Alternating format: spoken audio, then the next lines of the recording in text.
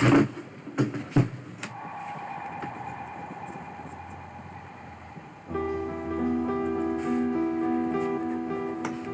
about 8 o'clock at night, just had enough.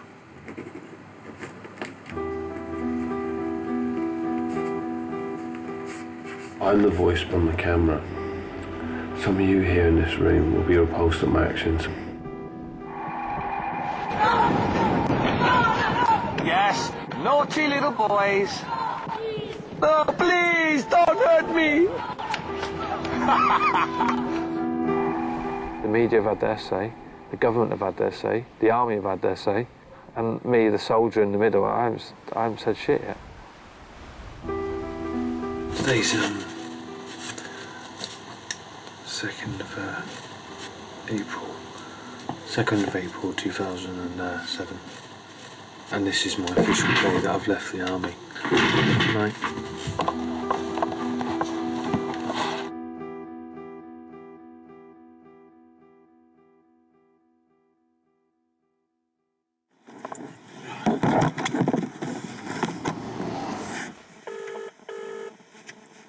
Hi, my name's Martin Webster, and I'm ringing up a reference to my medical that I had ages ago. Is this the normal score? They're usually quite slow like this.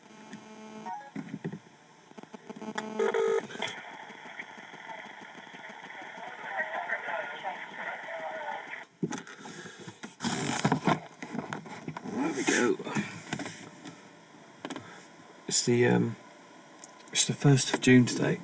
Finding it quite difficult at the moment, being self-employed to manage on the money just to survive. That's one thing good about the army, is the fact that you're so looked after for so long. That's why so many people don't get out.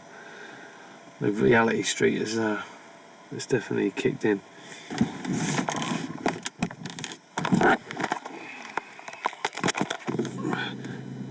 The 29th of the 6th. 2007. This is the week Tony Bear left office, and another 3 got blown up yesterday morning. So it's 5 in a week. One of the soldiers signed my paperwork not more than 4 months ago for me to get out of the army.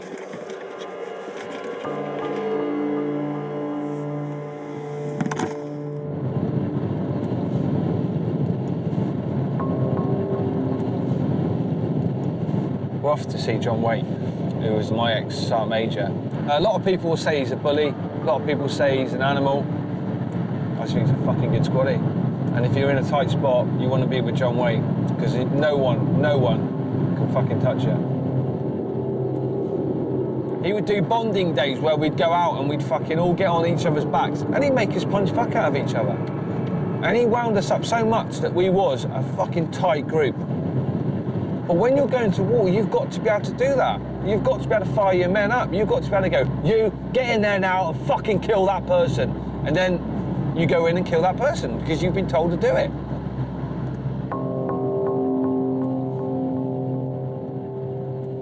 When the film got released that February, feeling pretty low, I obviously wanted to speak to John Waite, and I couldn't speak on the phone because we knew our phones were being tapped. We needed to meet up.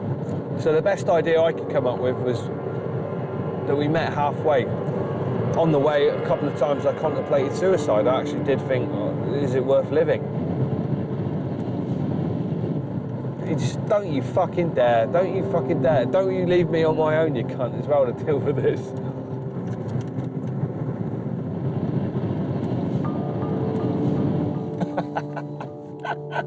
Hello! You right, mate? Sound mate, I like your coat. I don't know if it's cold enough. Oh, cheers, mate. Still that can down that side. Let's go back in time, John, to fucking Iraq 2003. See, to think that we were driving around in those soft-skin vehicles now, shopping. Take it, mate. This was horrible. This was a horrible day, this. How many bodies did we put out that day? It was approximately 80. The mothers or fathers were tied with their hands behind their backs and the children underneath them.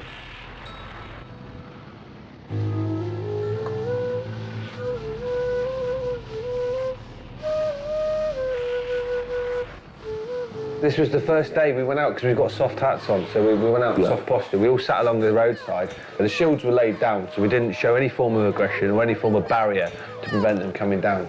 But this crossroads was a key point all the time. The more they got over the crossroads, the more they'd push on the... Now, how many people is there compared to you know, how outnumbered are you there? Massively. This is their status. This is the grenade situation here. Yeah, these police here, these fellas, had been telling the grenadier, push back, they're waiting at the gate. And I clocked him, myself and Dave Dimmock, good operator Dave Dimmock. And we took him, I arrested the policeman straight away.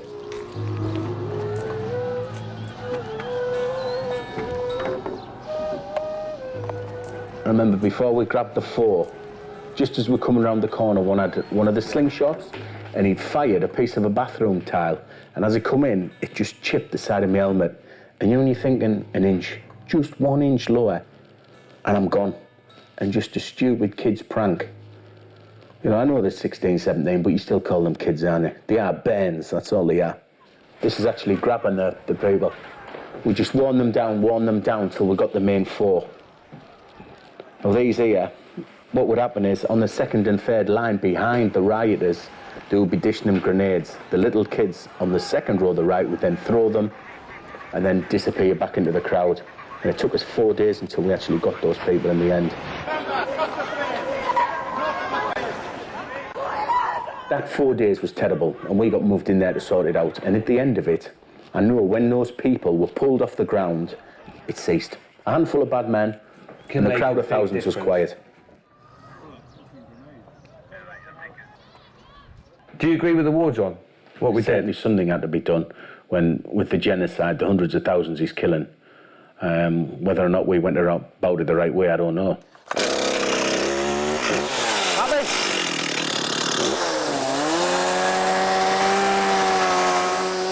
The major from the RGBWLI. He said, I want you out immediately out of Winchester because I'm sending you to the Royal Green Jackets. I've told them about you. He goes, but basically your career's over here. And they said to me, right, you're getting released now, you're not being charged, however, your name's getting released on the 7 o'clock news and your picture's going to be released. And I said, well, why are you releasing my fucking details? Why are you not protecting me? I rang up my dad and I said, Dad, you know, do you know what's happened? He said, do I know what's happened? The whole fucking world knows what's happened. And I said, I'm sorry, like. On the same par there, my father had said to me, just tell me, son, tell me you haven't killed anyone, with reference to this one. And I said, no, I haven't killed anyone. He said, well, it doesn't matter, the family's always with you. But whether the family's with you or not, you don't want to put your family through that. No, I know. You don't want your mother and father having to hide behind blinds because the Sun newspaper's spraying on the door. You don't want it. It is from the sublime to the ridiculous when you think back. At the time, it just become run-of-the-mill for us. Yeah. Once they begin throwing grenades at you and they're using weapons, they are no longer children, they're terrorists. A child can kill you the same as a human being who is fully grown. No one was murdered, no one was killed. I pulled my troops out maximum, which is the most important thing to me. But like we've always said, you're only as good as your last performance. And that one performance, everything good you've done. I mean, myself, 23 years, yourself, a dozen. They only remember you for that That one bad thing, and you go, and it is really shocking. It really is. There's just no backup for you there, mate. I know. The trust thing has gone out the window, isn't it? Yeah, it will never come back, mate. No way. That's something that the military has taken away from you. I trust no fuck outside my circle. No.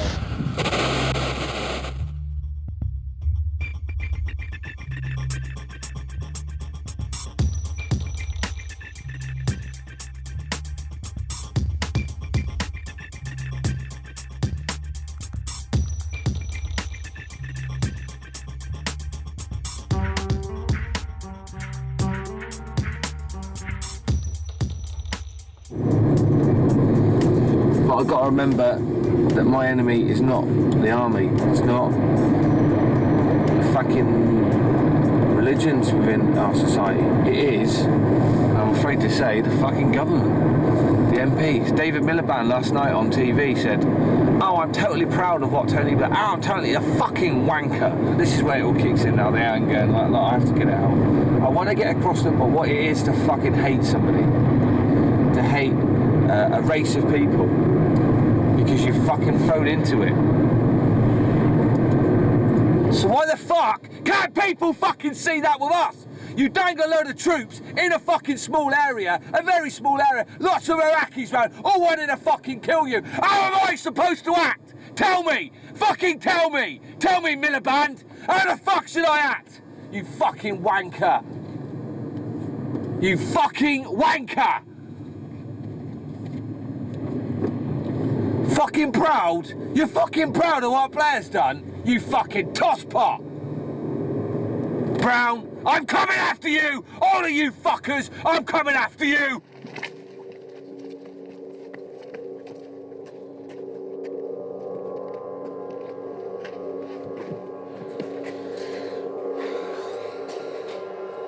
Come on in, mate.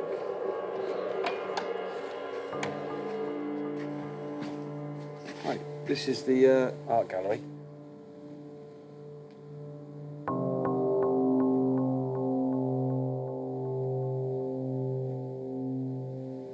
So this is a record of your reaction to your memories of, what, Iraq? Yeah. These shots are scenes from my mind that I can't get out of my head. I mean, I don't know where I'm going with it. It's just like a journey. Well, I'm interested.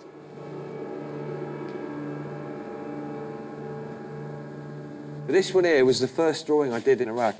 And I remember the pencil drawings that you taught us at school. I could never draw people very well. Smoker's depression. Yeah. Where is this? It's called Amara. This was a really intense bit. We had two guys come running up the road here, shot a load of bullets up at us. I seen an enemy over there, so I started shooting at him. And you concentrate and fire on one sort of there. But my idea of hell, Martin, Yeah. tell you the truth, my Yeah. idea of hell. What would you have felt like if I come up, if that's you, if I come up beside you then and you'd recognise me? I don't know what I'd say. To be honest, I would have been glad that you'd been Yeah. behind me, because I know the type of character you are. I know you'd the type of man that you... I mean, when we used to do the football team and you used to Yeah. pull me to one side and you go, get in hard, tackle him hard, you saw that instinct in me that if we was in a team and... I would hate to think that it made you No, it do didn't that make... better. No, do you it know didn't what I mean? make... It didn't make me... Yeah. You know, I don't know.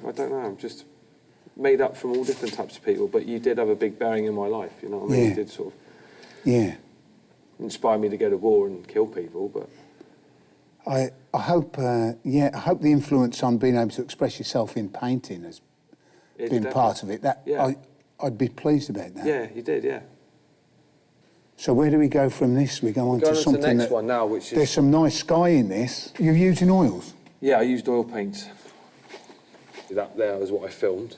I call it British Lions because I think what they did, running into that crowd of people with their weapons behind their backs, was very brave, you know. Yeah. But this is the main street. This is the Tigris River running down here.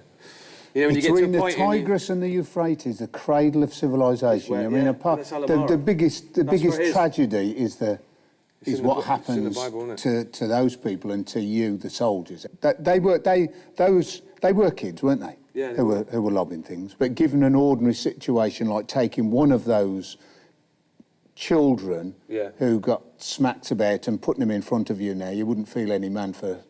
No, I wouldn't know. you know, No, would you? you wouldn't know. It's No, just the situation the which you put into circumstances. it, and that's what Yeah. I'm annoyed with. What do you see in the next one?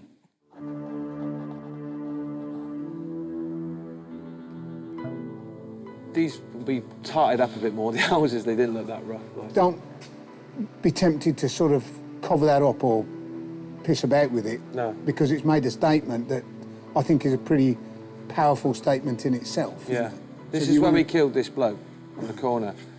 And I called it getting the good news. Now, it sounds like, oh, yeah, fucking hell, bigging myself up and all this like.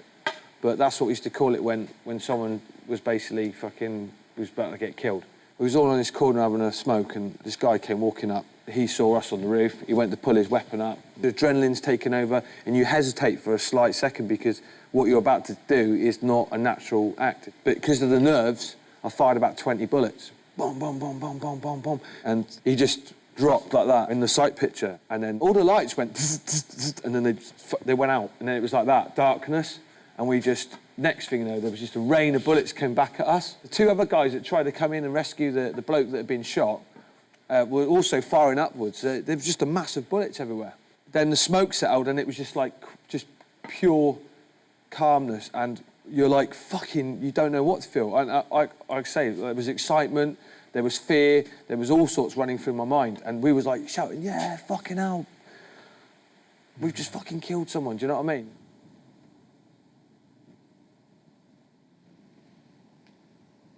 So Baghdad's about 100 miles that way, and Basra is about 100 miles that way. Basically, Muqtada al-Sadr was the Muslim cleric in charge of the whole of the Shiite population, was wanting control, and he wanted this building. Yeah. Our job as my platoon was to go on this roof and protect that palace. We got fired on all night from RPGs, left, right and centre. We survived. No casualties on our side. We'd killed a few of theirs, and the bodies were brought back and kept within the camp. On day one, there was a mentally handicapped guy that kept coming down with a bag of grenades. The next day, he was doing the same thing again. My boss told me to basically apprehend him. So with a cigarette, we lured him in, and we got him to put the grenades down, and we dragged him in, and I gave him a bit of a kick in. And we were tired now. We were pissed off with this shit. And when we started hurting them in front of them, they realised if they got caught that we fucking meant business. So my boss put me on the rooftop where I could cool down for a bit. Yes. And on the rooftop is when I had the video camera and I filmed. And what you heard on the tape, which I'm not proud of, is me basically, it does sound like I'm getting some sort of sexual kick from watching them getting beaten. That's what they said in the papers. But looking back on it, I find it very difficult to watch because I know that's not me. I had sort of gone to sort of La La Land. What do you mean, La La Land? I was getting too much into what I was doing. I really wanted to fucking hurt people. Have you seen that with other people? Seen that with other soldiers? Yeah, yeah.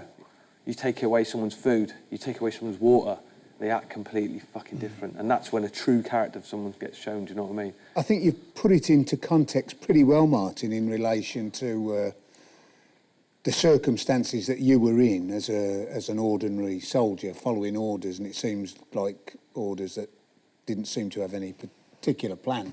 That's my interpretation. I don't know. And perhaps my true character come out there. Perhaps, you know, I am an evil person. I don't know.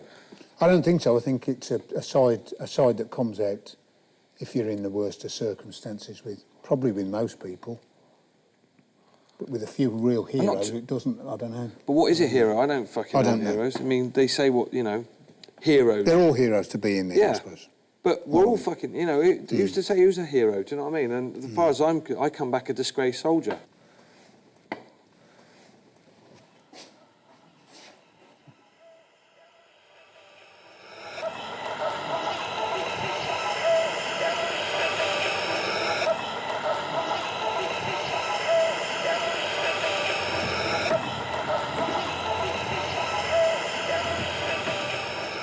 I am the soldier who followed the fools.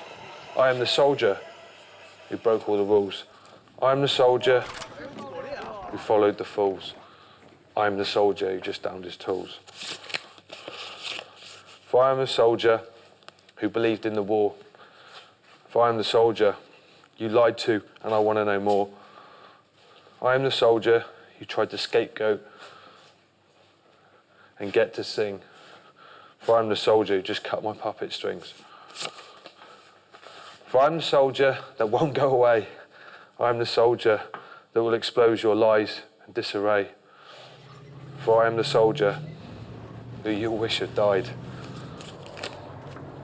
Because I'm the soldier who's going to prove that you've lied.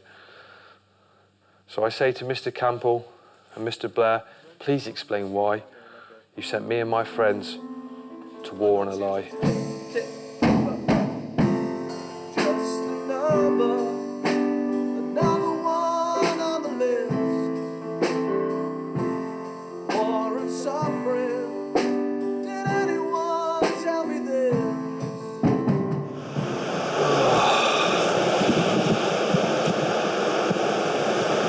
I'm here in a castle called Little Dennis, just off the end of Falmouth Point here.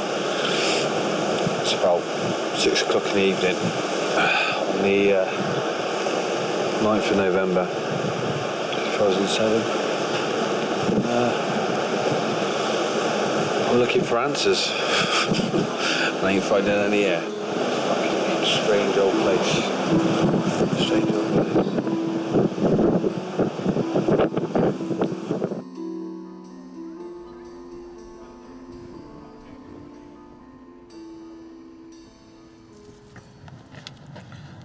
Sit here, mate. I wrote this, I've called it the Modern Remembrance poem.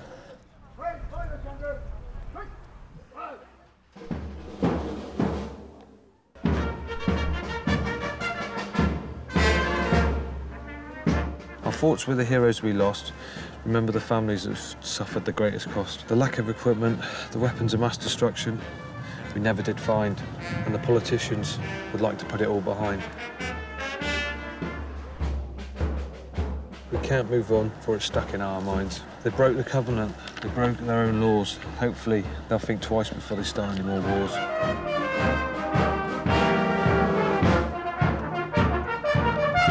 Well, Winston said, we must learn from the great wars. In the decades on, we'll see if there's any more pathetic cause. We will remember them. We will remember them. Modern remembrance is a time for remembrance. To pause and think today for our soldiers fighting 1,000 miles away.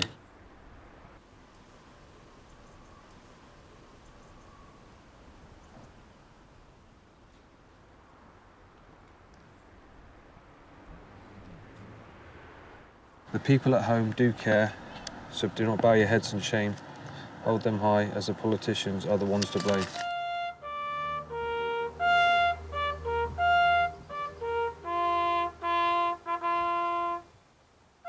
So come on, men and women of the front line, do have a wine. For it's these overeducated monsters that have put England in its decline. 3 cheers for the forces, 3 cheers for the Legion. For their support, we are nothing.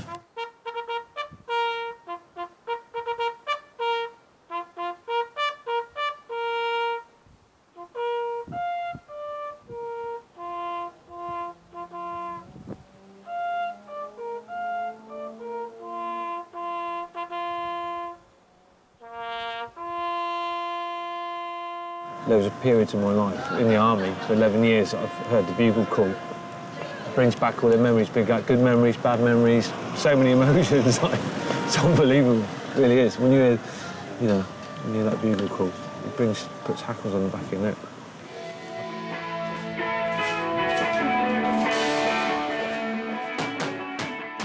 It's the 1st of December today.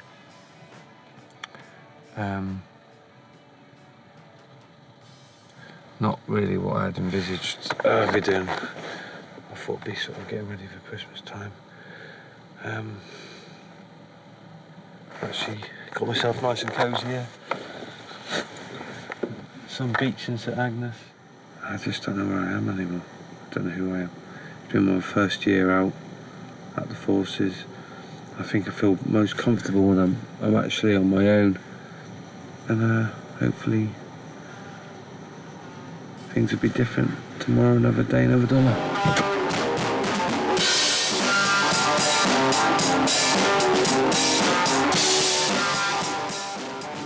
7:43 in the morning. I've just noticed a sign there that says no overnight camping. We fight for this fucking country and it's supposed to be all freedom of speech and we can do whatever we want and all that shit. But you can't. You can't even fucking sleep on a fucking beach. What if I want to fucking live here? What if I want to this is my beach now, I'm going to fucking live here? I'm not hurting anybody here. Orders, orders, orders. People telling you what to do. Do this, do that. Don't fucking do this. Pay this, pay that. Fuck off.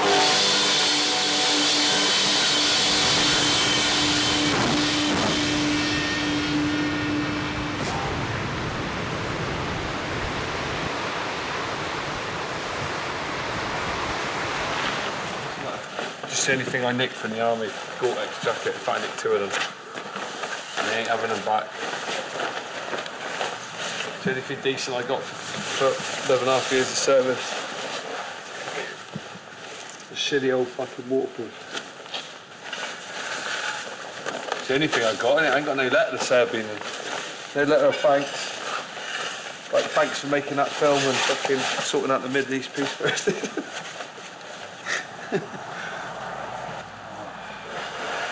This is my new platoon. There's the Sergeant Major there. That's fucking Sergeant Webster. And I'm the fucking private. Starting at the bottom, doing all shit jobs, mixing cement, making cups of tea.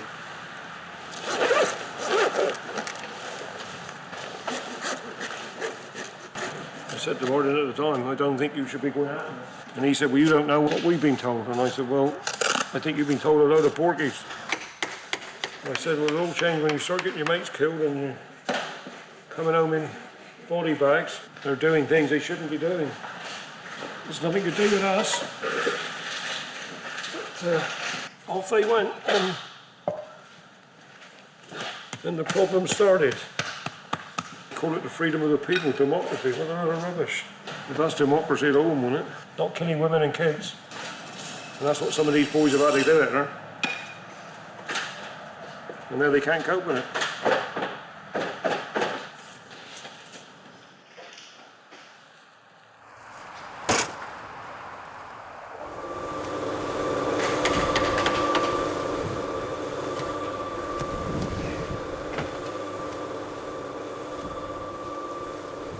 I'm such a split personality at the moment. I can be, level-headed in one instance and then completely insane within the next, wanting to bite someone's, bite bits off somebody, which is not a nice state of mind to be in.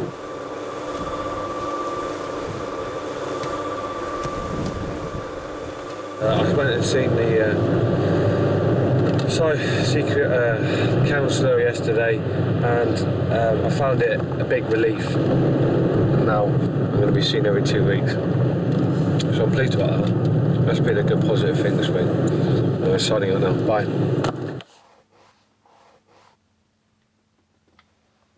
It is the 4th of December. I'm getting sick of my own voice. What kind of normal person sits around a load of paintings of himself in a war zone, loads of music written about a war zone, with a film about a war zone, constantly talking about war zones and why the government's wrong. Sound a bit like a fucking broken record. Actually, at the moment, the only one who seems to be my friend is the camera, because it doesn't say anything back.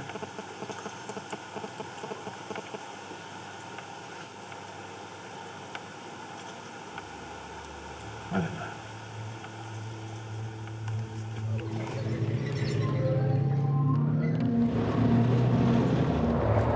Just driven up from Cornwall. We're going to give Smudge Smith a ring, and he better be in, the bastard.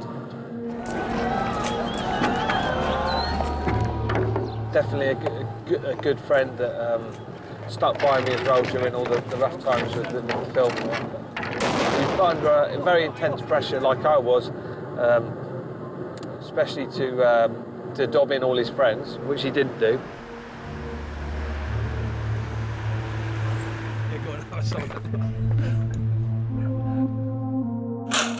Yeah, there's a mag on it, so you'll have to Take that off. yeah.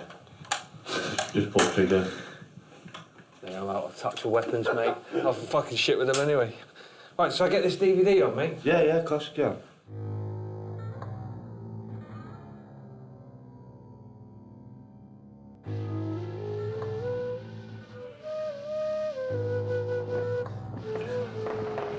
Did you do the roof the second night, did you? Oh, I can't remember what night I did it. I did do it one night, but I can't remember what night it was. Did you get a good gun battle up there? Yeah, we got to fire at a lot of people. Killed a few. Who's that? Yeah, we've got smoke coming from the Civic area there, moving left to right. Yeah, we've got smoke coming The from main the Civic turning area there. point of the whole tour, I remember is, I can remember Saddam Hussein got caught just before Christmas, didn't he? And then about 3 weeks after he got caught, I can just remember thinking, fucking hell, it's a massive risk going into Amara now. I was shitting myself, you know, when they used to say, I mean, I was confident, but at the same time, you've always got that doubt, haven't you? Fucking hell, I hope I don't get snatched. So when you're running forward, even though your adrenaline's going and you're buzzing, you're still thinking, this is fucking serious shit, aren't you? And If you trip up here and like everyone retreats back and you're still, you get dragged in a crowd, they're gonna kill you. You're gonna get it. Over this, mate. Yeah. Yes. Yes. Yes. People said I got like a sexual kick from that, from, you know, what you can hear in my voice and that. But sex and violence are quite alike, and you know, you're probably, if you're in euphoria, you're like, That's it. You're there, aren't you? You're like fired up.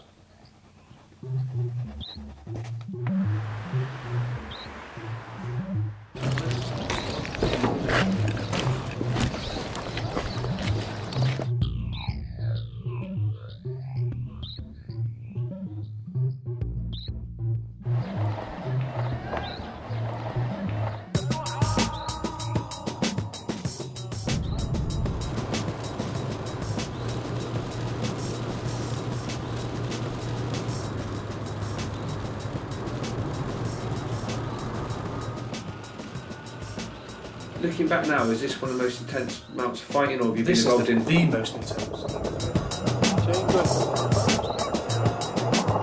This was like going on for like 2 weeks, sleep deprivation. You know, all the guys were fucking, their heads were just exploding.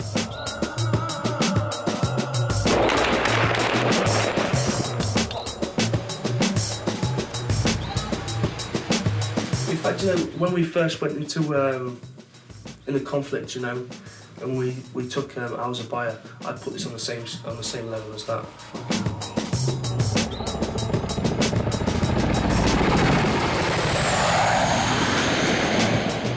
I was working in Kabul for a private security company, and I was in the gym with some of the guys, and I was just on the bike, just working out, and it was there in front of me. I just looked up and it was there in front of me, and I just stopped what I was doing. I just looked at the guy side and I goes, fuck, that's me. And I just couldn't believe what I was seeing.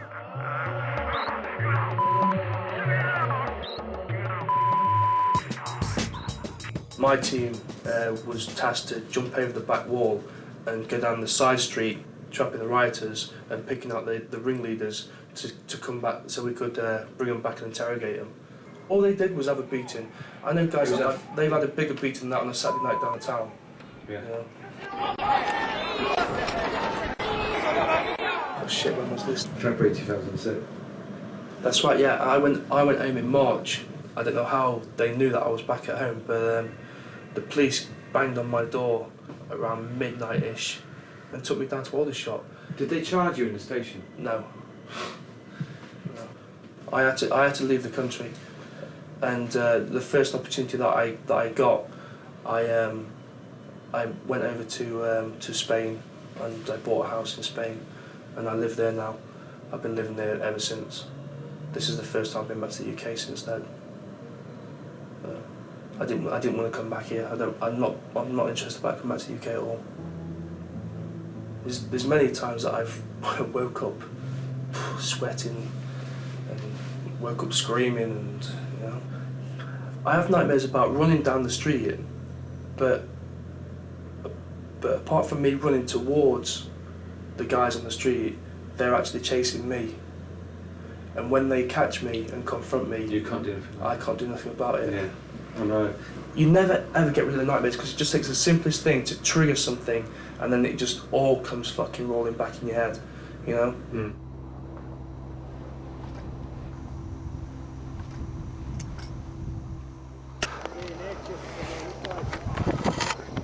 I just snapped in the middle of town in front of loads of people, and it was quite embarrassing. Once I calmed down, we was queuing for a taxi, and everybody was queuing, And all I could remember was blanking out, and I remember just shouting, Q, Q, Q, why can't you fucking Q? People have fought for this fucking shit country. Why can't people Q? And there was people laughing, and, you know, I started to hit myself. I remember hitting myself so hard, like I was hitting the people around me, but I couldn't hit them because I knew that would, you know, I've got a poem in my head, and it just was like, and the poem goes, as I was walking along, it came in my head, it was like, I need help, I need help, I need help. But I'm asking for help, but there is no help. The only help is to take my own scalp. And if I was to take my own scalp, only then would I get the help. And I fucking hate that because it just means shit. It just, this is like shit. And it's not me. That's not me to write poems like that.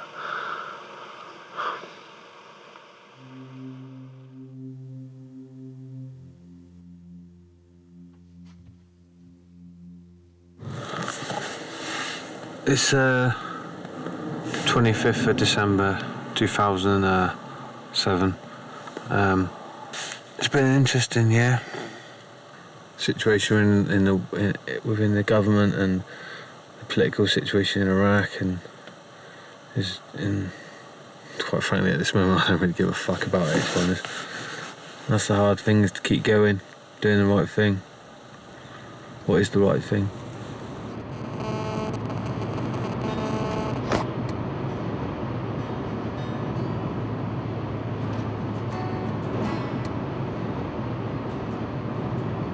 Hope that new black president, or hopefully one of the contenders, I hope to God he gets in. I really pray that he gets in power. And that's the glimmer of hope we've got this year. And even if Hillary Clinton gets in, I always thought Bill Clinton was one of the, you know, the best presidents we've had in a long time, even if he does like his balls being fucking played with. Do you know what I mean? The guys, you know what I mean? I feel safe with them in power at the moment. I just fucking hate Bush. I can't even look at the man without feeling physically fucking ill, you know what I mean? He just smiles with greed and people just accept it. He should be in jail. The man is a complete lunatic. They say, you know, if you think out the circle, you're mad, but he's fucking mad. He's running the world. Guy can't even tie his own shoelace. You know, he's about as much use as Tony Blair in a fucking honesty contest. The guy's a fucking asshole.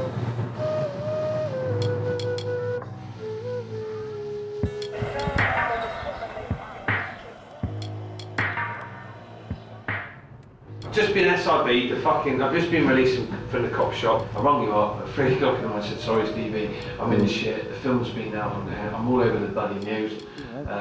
Can you basically be my spin doctor and go, look, you know, show the world what's really happening? And I was like, fucking hell, it's like something from Mission Impossible. I was thinking, is he fucking bullshitting me or what? And then when you said that, you know, can you do this, do that? And I was like, right, shit, yeah, I better. And the next day, I phoned up the News of the World, and I just explained the situation, how I knew you and all this. And I said, look, the simple fact is, you've seen that 30-second clip, but you haven't seen the blast bomb that went off in the courtyard 2 minutes before. You haven't seen the rioting and all the rest of it. You've just seen what somebody has deemed to be out of order. And it really, really, really, really pissed me off.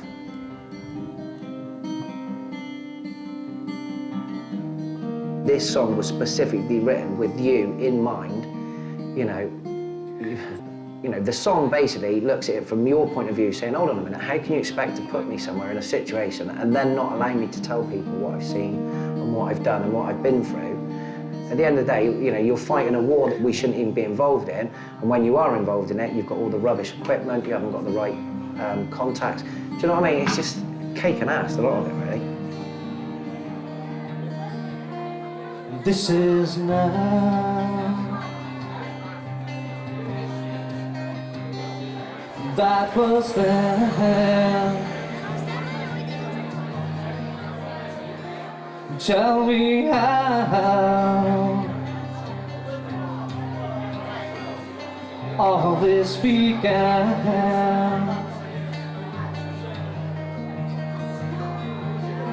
'cause all I can see in your eyes is the death and destruction on the rise. And you just cannot expect me to believe that you won't allow me to tell the world what I've seen. Stand with your face to the wall, 'cause we're gonna put a bullet in you all. No, you don't have the right to complain, 'cause you signed for Queen and country, play the game. And it always makes me sick to the center of my bones that you cannot see the people, just the numbers and the clothes. Forget the reasons why and just take all the shit you can. For your queen and your country, go and die in another land. Stand with your face to the wall, 'cause we're gonna put a bullet in you all. No, you don't have the right to complain, 'cause you signed for Queen and country, play the game. Cheers.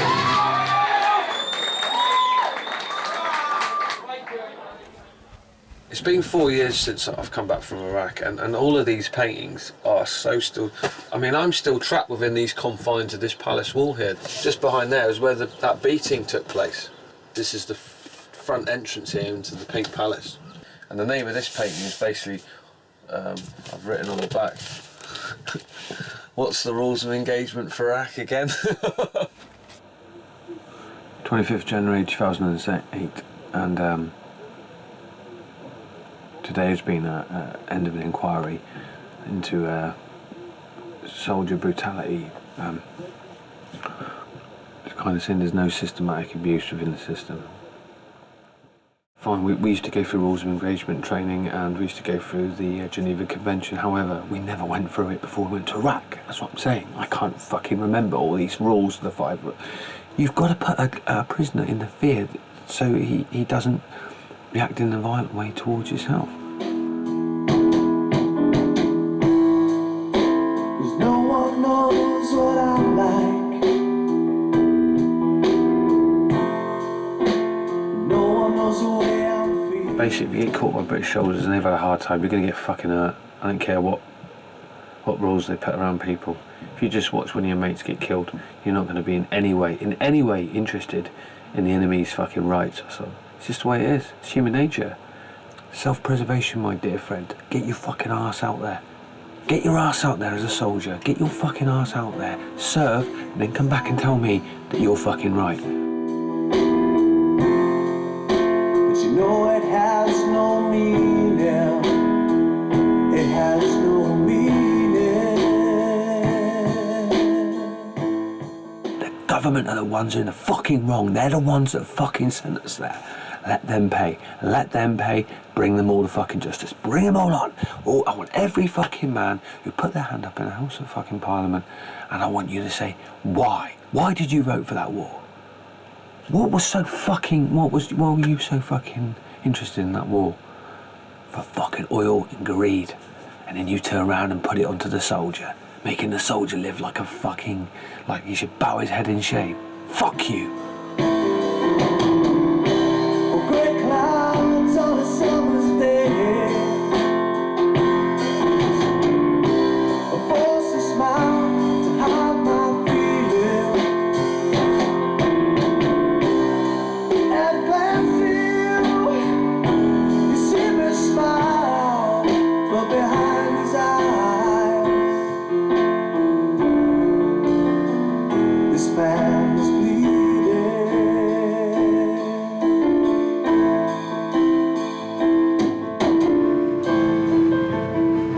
I've come up with this idea to do a mini festival. It's going to be a one-day event, have the poetry and then get all the bands down at this Miss Peapod's place that I recce'd the other day. It's a nice little place on the waterfront. I've just got to speak now and get a date. And park up and go and miss people to try and organise this Voices of War gig. Obviously, I'm not explaining fully what I was involved with, and to be honest, I think it's going to be a no-go. Fuck off. No wonder my cameras don't work, so I just fucking throw them all over the fucking shop. Just went in there and I left Stevie's CD of The Queen and Country. I'm really hoping that she likes the song and she's hopefully tweaks in her brain and goes, oh yeah, we're going to make some fucking, you know, statement here.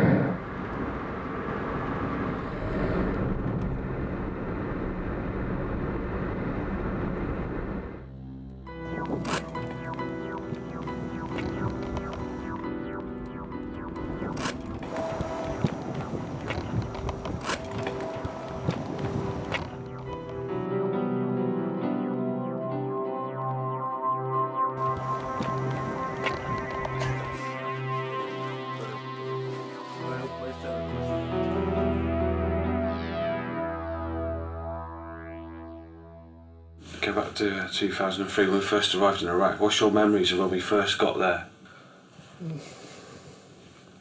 Hot. Yeah, no, yeah, it was scary, you know. You don't know what to expect. Like, you know, you hear about all the tales about what goes on over there and stuff. Yeah. You know, man, you train for it. You get over there, and it's a bit scary, you know. Yeah. Because I mean, if it was me and that was my town, someone come over here with tanks and all that, you wouldn't be happy, would you? No. It's not. It's just something you get on with, right? Because you know, as a squad, you don't ask questions. You get on with it. I just seen it as I was there. I was getting paid to do a job. Did you see that beating that went on? No. No. I was asleep when all that was going on. Like, but like I watched on the news now. It wasn't like they were making this big thing about it. And I don't know. I can't really say because I wasn't part of it, and you know what I mean. I can't say what I'd have done, but like, I can understand why, definitely. Yeah. You sort of see monkey do. You know what I mean? Do you think we was right to invade that country? It's too much of a big picture to me to contemplate. You know what I mean? Yeah. I don't even think about that, mate. To be honest, now. You know, I was there to do a job, you know, I was there to look after my mates. They were there to look after me, that's all it's about really, in the end of the day, you know that, you know. Talk too much, drink too much, eat too much, I sleep too much, the way I feel, rich never enough. Well, I was born a loser, and that's the way you stay, yeah. Well, I was born a loser, yeah. In my bed I think I'll stay for another day.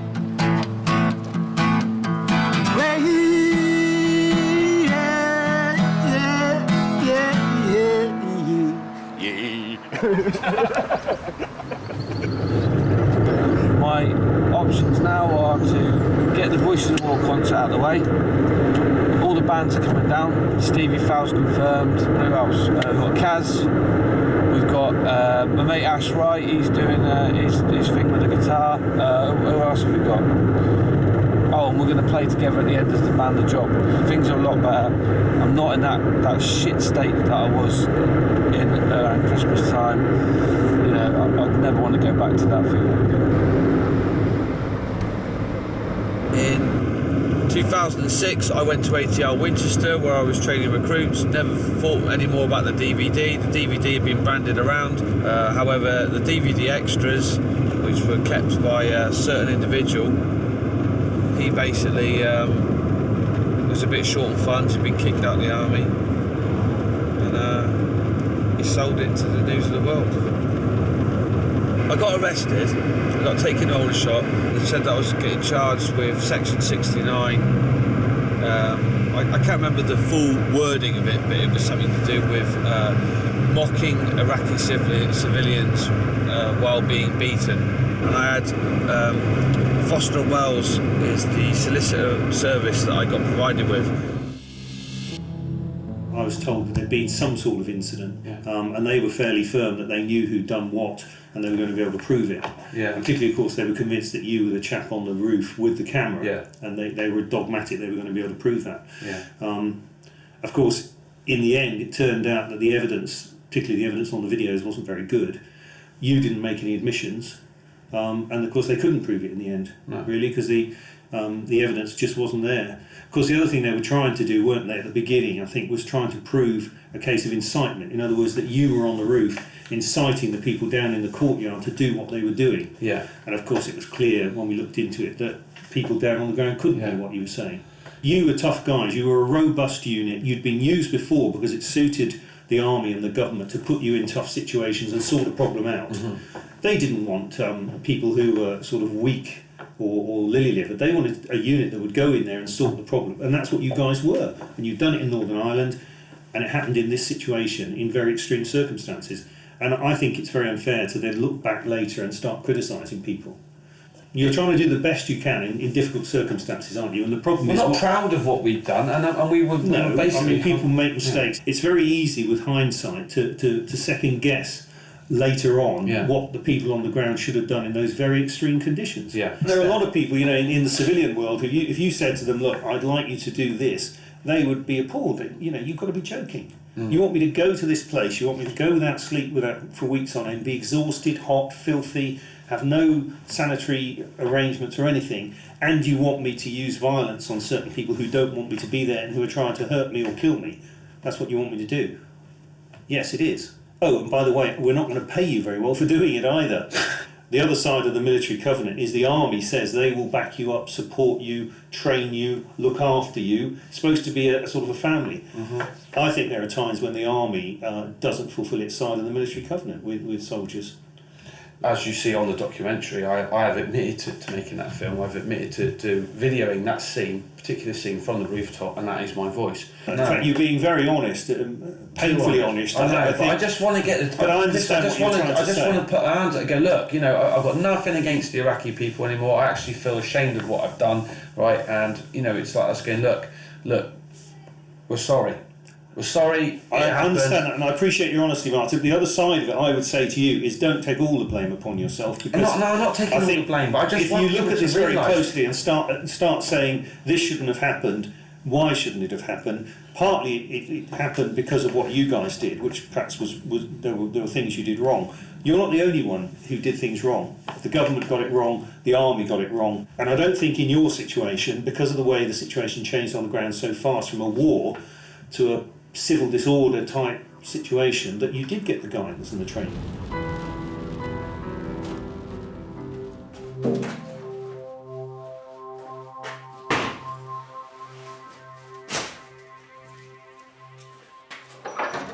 At the moment I choose to be on my own and sort of in a space of my own, because I think I'm going through like a cleansing process at the moment of cleansing my mind of all this shit.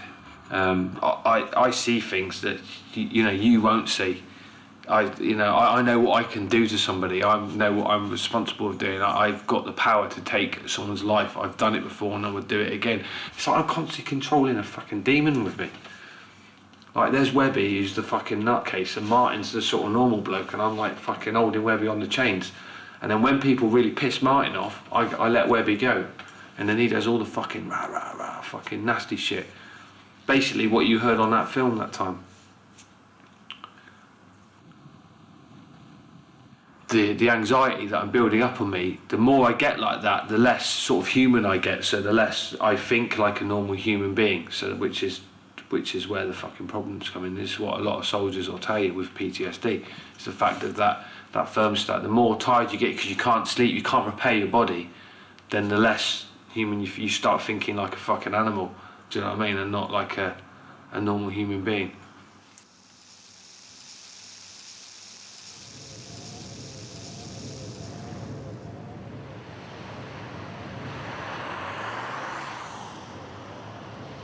You'll sit? Yeah. Get your towel on. It's bad, isn't it? You're home, Martin. And Listen, you to go round the world, mate. Go.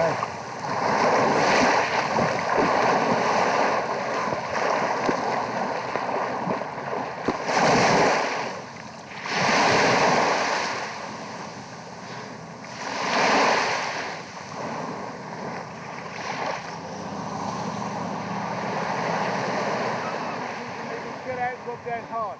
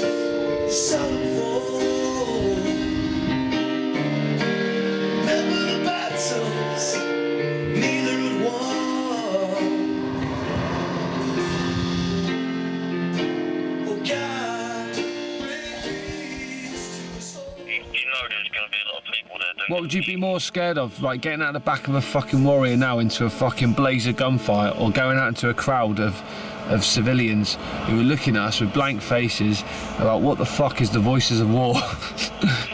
Who cares? We're gonna fucking do it. Well, it's all coming together. I've got me bands coming down, Stevie's coming down, Lee Kamara's coming down, and Kaz is in the car. How do I feel right now? Shitting myself.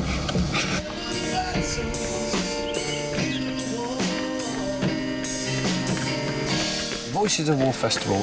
It's a PR offensive from soldiers directed at the current government. Do you know what I mean? Just listen to what we've got to say, that's what I'm asking. But I can't hide forever. Can't sit there and hide, and that's part of the guilt thing. I'm constantly worried about what other people think of me.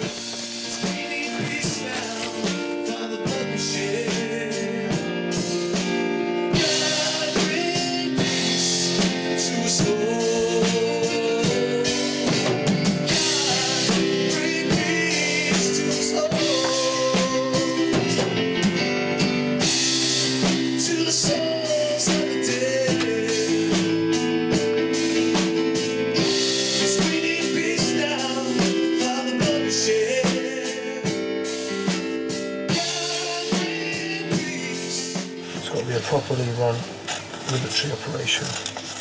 I'm sure the army will be proud of me.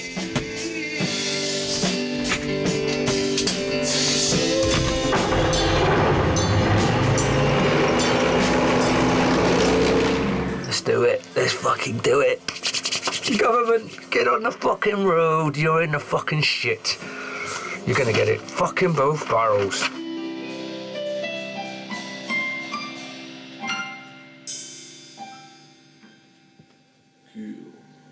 Need peace, not got peace. We need peace for the blood we've shed.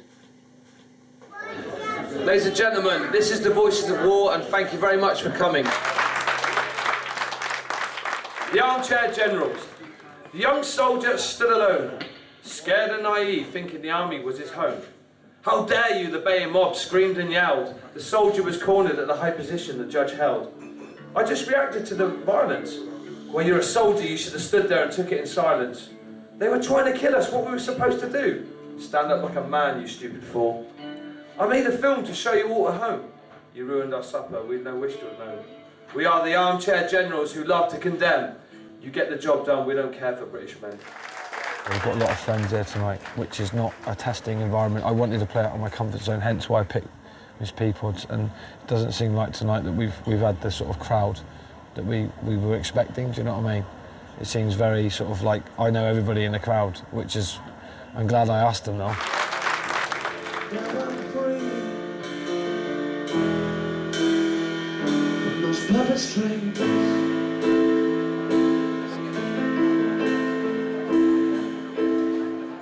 People aren't interested. They're not fucking interested. Let's face it. Like, Why do you want to come tonight and have your evening ruined with poetry of war and fucking depression? And I wrote this song called Queen and Country. And it's the Queen's birthday, remember? Fuck her. People watch fucking Big Brother tonight than watch fucking what's going on in here and listening to some fucking soldiers ranting about war and what's going on in war. No one wants to know.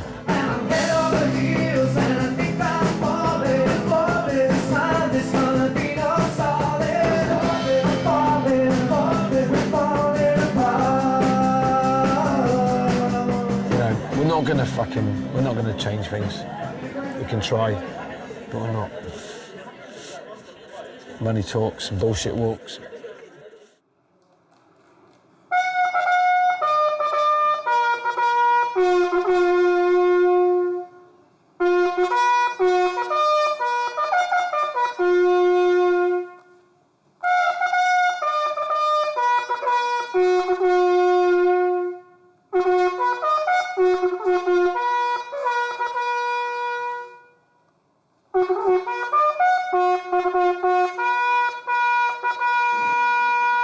Thank you all for coming today. What fantastic people to have here. My friends and family and people who've just come through the town today and seen what's going on. But I'm so passionate by soldiers coming back feeling dejected that I've thought, no, sod this. I've got a way, an artistic way with my good friend Lee Amara here, writing songs together, doing the paintings, and I'll show it artistically. And this stuff is something that the government can't stop. They can't burn these paintings and the songs will be around forever and hopefully the kids will learn from them.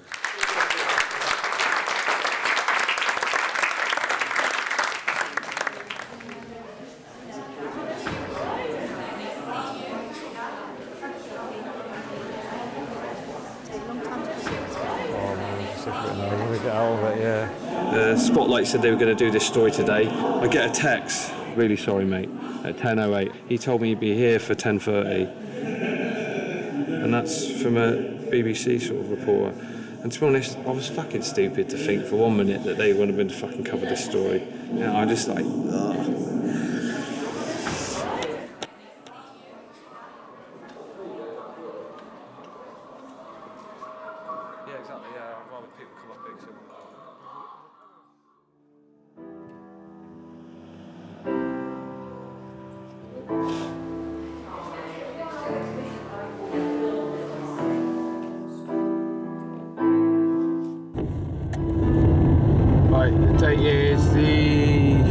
It's Thursday, running out of battery. All I want to say is, I fucking hate this country! Get some of that, you cunt! What a fucking waste of time, eh? Yeah, I'm back.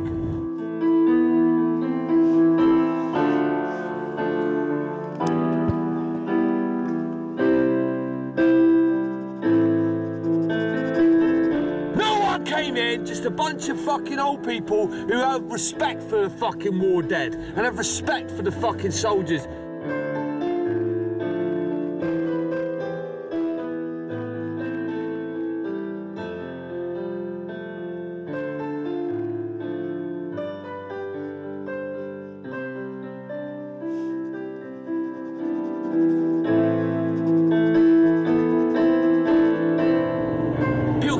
Oh, are you the artist? What do you think I fucking am?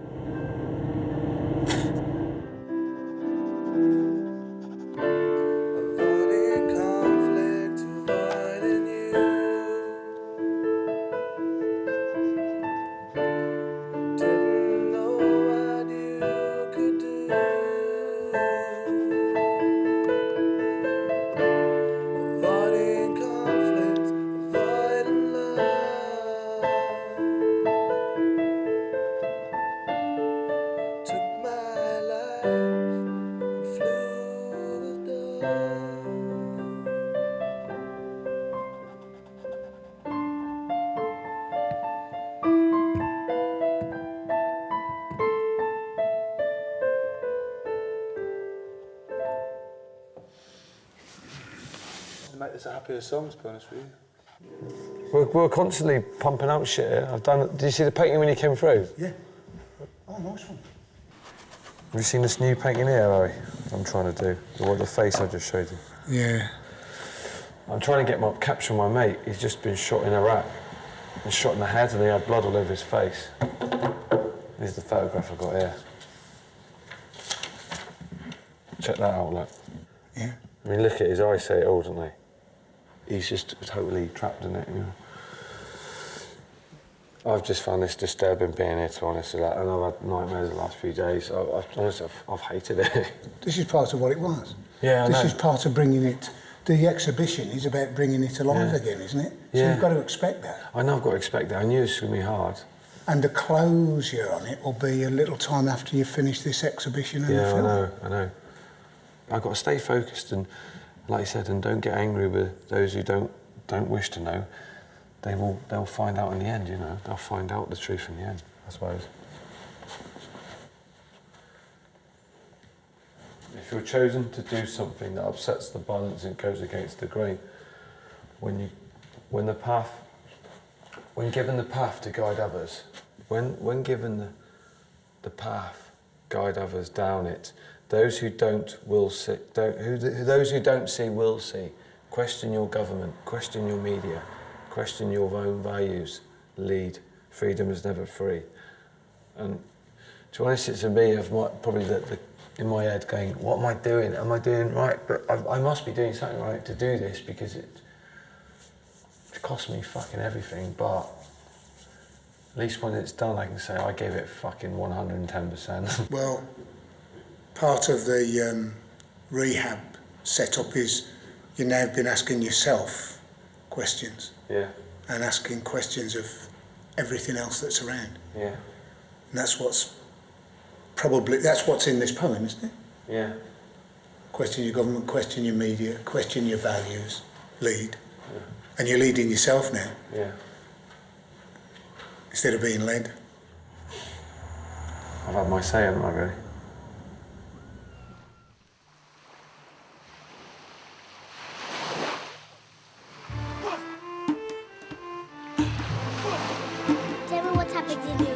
As I see the war burn before my eyes, I was sent to war cause of motherfucking lies.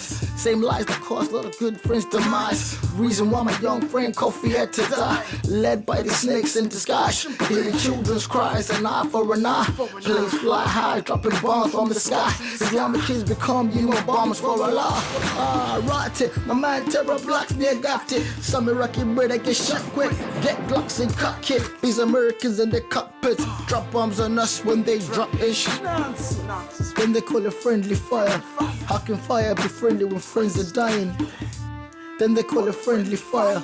How can fire be friendly when friends are dying? Lord, if this is your will, then teach me to kill, to survive amongst those with no respect for life. Yo, I'm trying to live hard without a criminal life, but it's getting hard trying to keep my dreams alive. Lord, if this is your will, then teach me to kill, to survive amongst those with no respect for life. Yo, I'm holding down for my people who died. All my pain, I'ma keep it aside.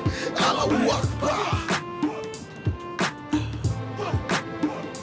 Allahu Akbar.